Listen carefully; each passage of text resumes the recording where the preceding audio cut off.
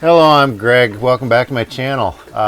Today I'm going to be doing just a quick video on showing you what I got for my onion harvest. Here it is.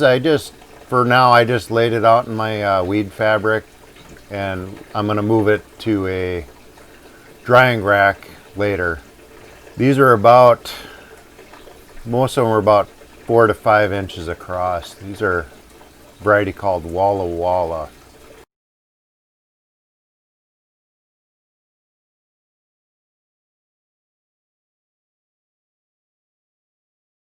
And here's my lettuce that I showed in my previous video that I had planted. It's coming along real nicely.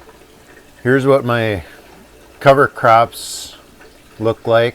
This was buckwheat and sun hemp, and I don't think I'll plant it with the sun hemp again. The buckwheat came up and it crowded out the sun hemp, and the sun hemp didn't grow very well.